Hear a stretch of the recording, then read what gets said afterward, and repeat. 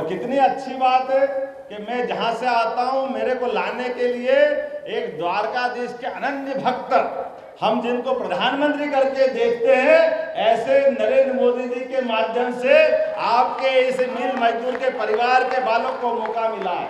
मुझे इस बात की प्रसन्नता है। मैं ये नहीं कह सकता कि मेरे पिताजी, चूंकि पिताजी के नाम के आधार पर कोई पहचान नहीं है, उन्हें अपने जीवन की कठिनाइयों से बच्चों को जो बालक बड़ा करने का जो संघर्ष होता है, उस संघर्ष की भक्ति से तप करके उन्होंने अपना जीवन निकाला है। लेकिन हमको इस बात की प्रसन्नता है कि जीवन के संस्कार देने का अधिकार तो पिता को होता ही है।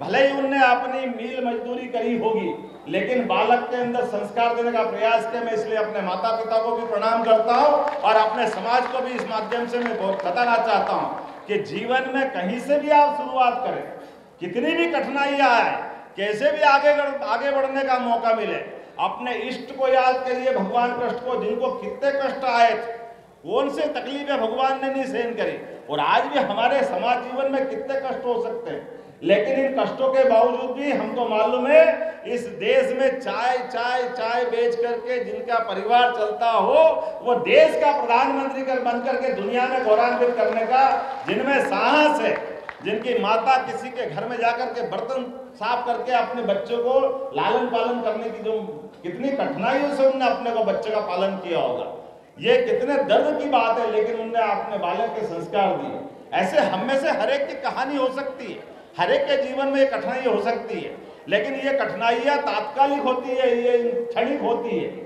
इन कठिनाइयों से अगर हम घबरा जाए तो हमारी मूल चेतना से हम अपने आप को दिग्भ्रमित कर लेंगे, उससे हम दाएं बाएं कर लेंगे। और आपने तो समिति का नाम कितना अच्छा रखा, श्री कृष्ण चेतना विचार मंच। कृष्ण भगवान का नाम का अगर दूसरे अर्थों में भी अर्थ निकालो, जिनको कृष्णा करके कहते हैं, तो कृष्णा किसको कहते हैं? जिसको किसी बात की तृष्णा नहीं, वो है कृष्णा। जिसको अपने जीवन में वही तृष्णा नहीं, वो सच्चे अर्थों में कृष्णा है। हमारे जीवन में कई ये शब्दों के अर्थ तो पकड़ो। चेतना बोलते ही अपने रोम रोम में रोमांचित आ जाए, अपने रोम रोम में उत्साह, उमंग और ऊर्जा का भंडार निकल पड़े, तो चेतना कहते हैं। और आपने तो पूरा नाम ही उसके माथे रख लिया, श्री कृष्ण चेतना विचार मंच। मैं आप सबको प्रणाम करता हूँ, आपका अभिनंदन करता हूँ। और आपके बीच में से मध्य प्रदेश में जब मैं शिक्षा मंत्री बना था, मुझे इस बात की प्रसन्नता है कि शिक्षा मंत्री बनने के बाद हमने कहा कि नई शिक्षा नीति यशस्वी प्रधानमंत्री का अभिनंदन करना चाहता हूं, जिन्होंने लॉर्ड मेकाले की 1835 शिक्षा की नीति को बदलते हुए कहा कि अब हमारी शिक्षा नीति इस प्रकार से होना चाहिए जिसके माध्यम से हमारे अतीत से भी प्रेम हो, सनातन संस्कृति का भी उसमें लक्षण दिखाई दे, और हमारे अतीत के गौरव से गौरवान्वित होते हुए भविष्य की पीढ़ियां हमको तैयार करना है। और मुझे इस बात की प्रसन्नता है, जब अगर इतना विराट फलक देखेंगे तो उसमें भगवान कृष्ण और भगवान राम कहाँ जा सकते हैं। निश्चित रूप से हमने नई शिक्षा नीति में मध्य प्रदेश के अंदर भगवान राम और भगवान कृष्ण के जीवन के विविध प्रसंगों को अंदर पाठ्यक्रम का हिस्सा बनाने का प्रयास किया कि इसके माध्यम से हमारी भावी पीढ़ियों को हम संस्कार देंगे। तो आज के इस अवसर पर आप सबने प्रेम से, सम्मान से मुझे ये स्नेह जो दिया है, मैं जीवन भर नहीं भूल सकूंगा। आप सबको प्रणाम करता हूँ, अभिनंदन करता हूँ। और आपके माध्यम से दो जानकारी देते हुए अपनी बात करूंगा कि जब मैं मुख्यमंत्री बन के आया और लोगों ने कहा कि आपकी प्राथमिकता क्या क्या होगी, तो हमने कहा हमारी प्राथमिकता तो जनता की सुविधाओं के लिए होगी। हर आदमी के जीवन में बदलाव लाए, भौतिक सुख सुविधा दे, बाकी व्यवस्था करे। लेकिन एक और प्राथमिकता भी है। वो प्राथमिकता क्या है?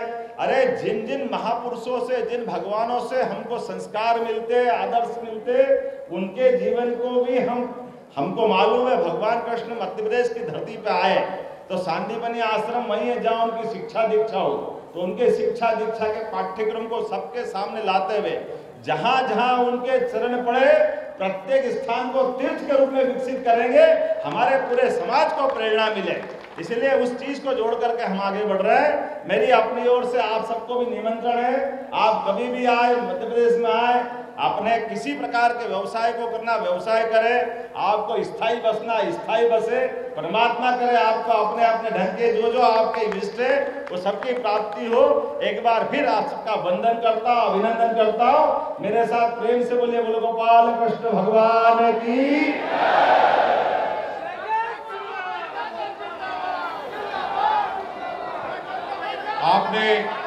आपने